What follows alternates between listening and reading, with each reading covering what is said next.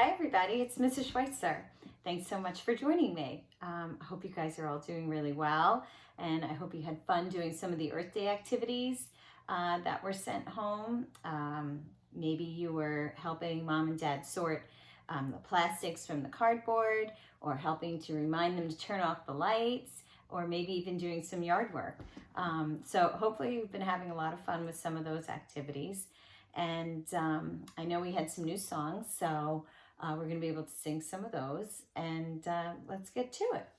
Well, let's start out with the Itsy Bitsy Spider, because that's one we know. Let's get our fingers ready. Ready? The itsy bitsy spider went up the water spout. Down came the rain and washed the spider out. Out came the sun and dried up all the rain. And the itsy bitsy spider went up the spout again. Excellent. How about we do If All the Raindrops? If all the raindrops were lemon drops and gumdrops, oh, what a rain that would be. Standing outside with my mouth open wide, ah, ah, ah, ah, ah, ah, ah, ah, ah. If all the raindrops were lemon drops and gumdrops, oh, what a rain that would be. I love that one. Make sure you stick your tongue out really far to catch those raindrops the next time it rains outside. And oh, you can always put on those rain boots, right? Here's another one. Let's do, get our cloud, make a little fist, make that our cloud, and get our little finger. And this is one little raindrop riding on a cloud, riding on a cloud, riding on a cloud. One little raindrop riding on a cloud, one little drop of rain. What comes next? Two. Two little raindrops falling from the sky, falling from the sky, falling from the sky. Two little raindrops falling from the sky, two little drops of rain. Right, three is next, that's right. Three little raindrops dancing up and down, dancing up and down, dancing up and down.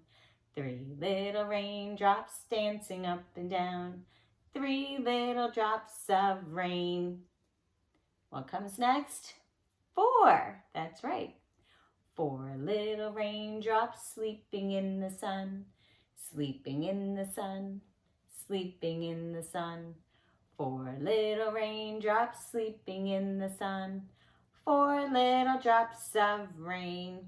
Five, right, get all your five fingers. Five little raindrops run away and hide, run away and hide, run away and hide. Five little raindrops run away and hide, five little drops of rain. That's great. It's a great counting song, and you did it. You counted from 1 to 5 with your fingers. Well done. Let's see. Oh, this is one that was good for Earth Week, and one that we can continue to do, and we have to keep that in mind. Even though Earth Week was last week, those types of activities are good to just continue and to make part of your everyday, and let them become one of your habits that you do, making sure you turn off your lights. And don't let the faucet run too long, maybe when you're brushing your teeth, things like that. So this song is, We've Got the Whole World in Your Hands. All right, ready? We've got the whole world in your hands. We've got the whole world in your hands. We've got the whole world in your hands. We've got the whole world in your hands. We've got the mamas and the papas in your hands. We've got the mamas and the papas in your hands. We've got the mamas and the papas in your hands. We've got the whole world in your hands. We've got your brothers and your sisters in your hands. We've got your brothers and your sisters in your hands. We've got your brothers and your sisters in your hands. We've got the whole world in your hands. I love it. Great. And we can't forget our farmer who plants the seeds. I've been out on a lot of walks still, and now I'm not seeing as many tulips, but I am seeing my azalea bushes are in full bloom, and they're beautiful.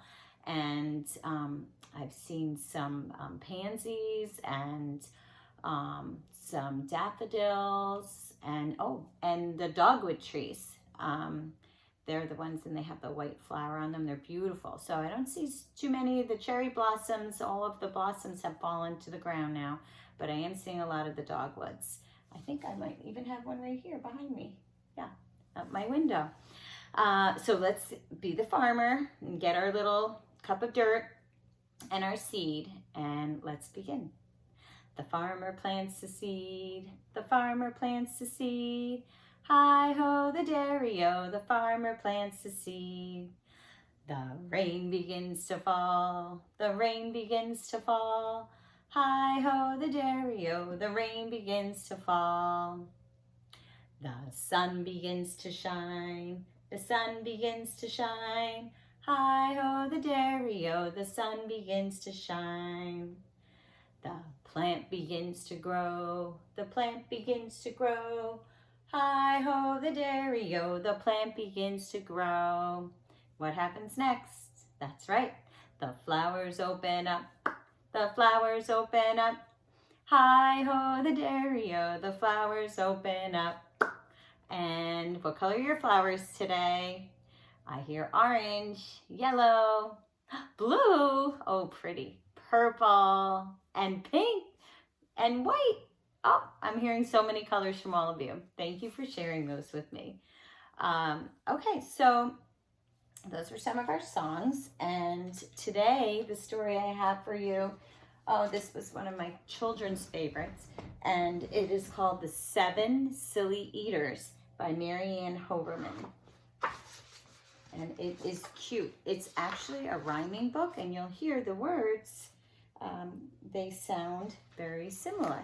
They rhyme. So not so long ago, they say, a mother lived just like today. Mrs. Peters was her name. Her little boy was named the same. Now Peter was a perfect son in every way except for one. When Peter was just 1 year old, he did not like his milk served cold. He did not like his milk served hot. He liked it warm, and he would not drink it if he was not sure it was the proper temperature. But Mrs. Peters did not mind. She was a mother sweet and kind. And when his milk spilled on the floor, she patiently prepared some more. She'd take the bottle from the shelf and chuckle softly to herself. What a silly sort of eater is my darling little Peter. She's patient. Oh, look at this. Looks like summertime. How can I tell? They're in bathing suits. When Peter had not yet turned 2, another baby sweet and new was born, dear Lucy, small and fair, with big blue eyes and curly hair. But long before this child was grown, she had opinions of her own, of what she'd eat and what she'd not. She hated milk both cold and hot, and warm was worst of all. Instead, whenever Lucy dear was fed, she bellowed for pink lemonade, not from a can, oh no, homemade. But Mrs. Peters did not mind. She squeezed each lemon to its rind, while mopping milk up from the floor and patiently preparing more. She'd take the lemons from the shelf and giggle softly to herself. What a silly pair of eaters are Lucy dear and Peter Peters. Now Lucy grew and Peter grew till he was 3 and she was 2. And who was one? Why, little Jack, with eyes so brown and hair so black.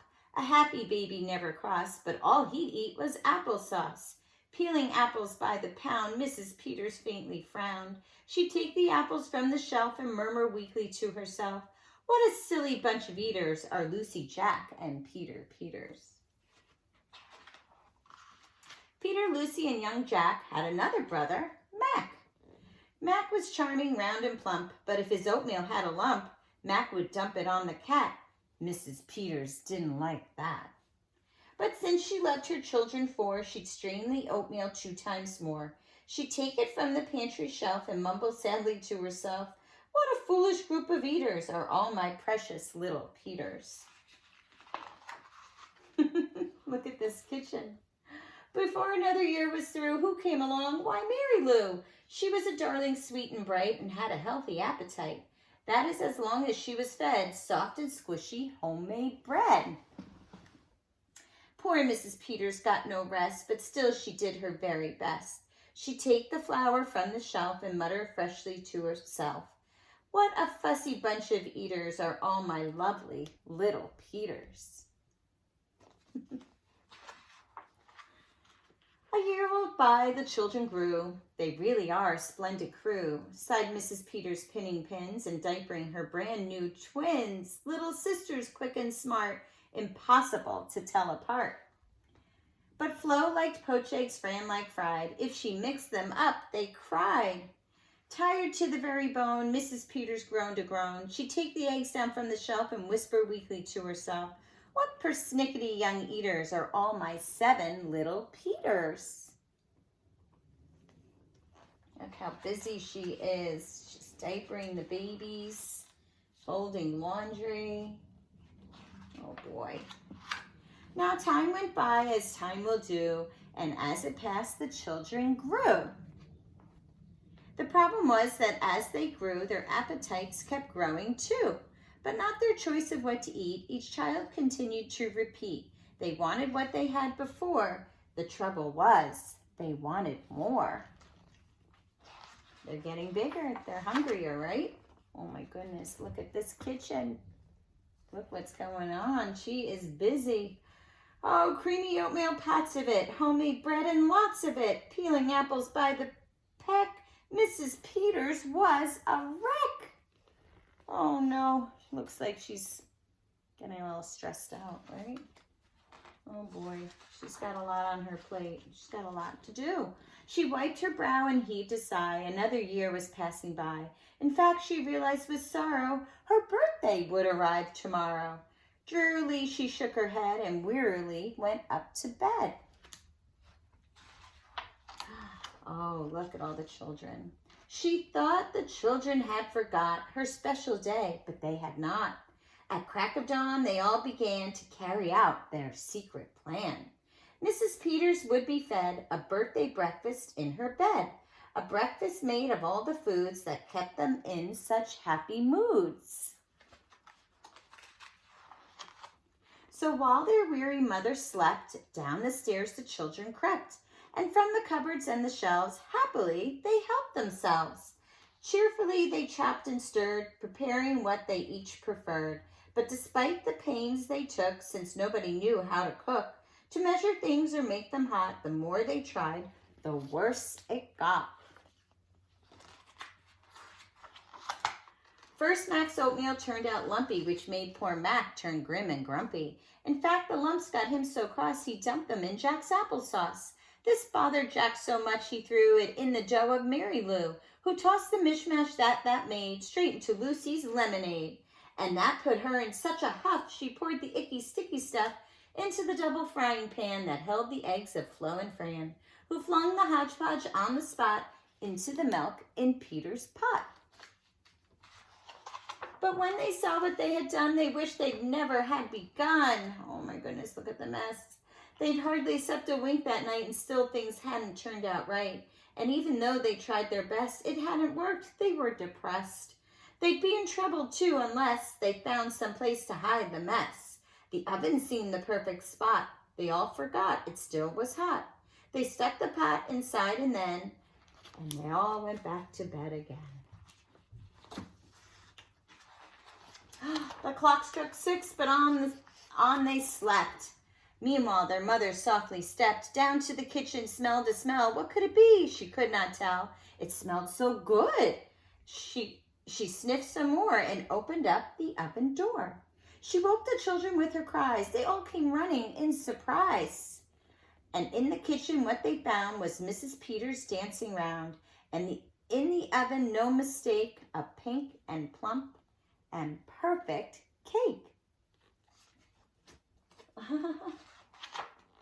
And as their mother danced with glee, she cried, "A birthday cake for me! A birthday cake still piping hot. To think I thought that you forgot.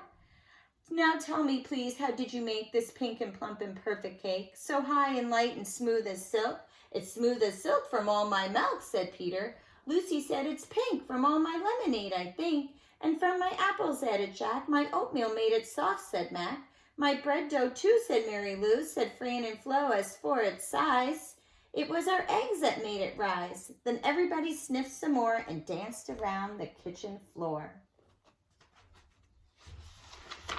They put the cake upon a dish and lit the candles. "Make a wish." The children cried, "Before you blow," and Mrs. Peters did just so. And what is more, her wish came true, as birthday wishes always do.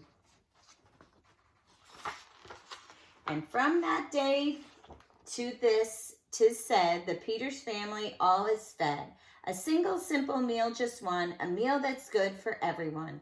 A meal on which they all agree, made from their secret recipe. They all take turns in mixing it. They all take turns in fixing it. It's thick to beat and quick to bake. It's fine to eat and fun to make. It's Mrs. Peters' birthday cake. Wow. Well, thank you for listening to that story. I know it was a bit of a long one. It was, as I said, one of my children's favorites and actually one of my favorites, because sometimes I felt like that. Like Mrs. Peters, making all these different meals for everybody. All right, so let's get our waving hands together to sing our goodbye song. Get your hands out.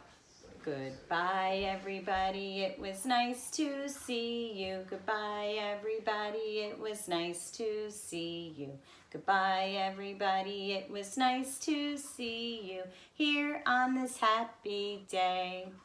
Bye, everybody. It was great to see you. Great to see you on Zoom, and I hope we do that again soon. All right, take care. Have fun. Bye.